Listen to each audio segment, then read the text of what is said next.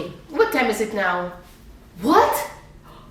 What? What's wrong with my clock? It's going anti-clockwise. What should I do now? How am I supposed to tell the time? I've got an idea. I can make my own clock. Oh yes, let's start.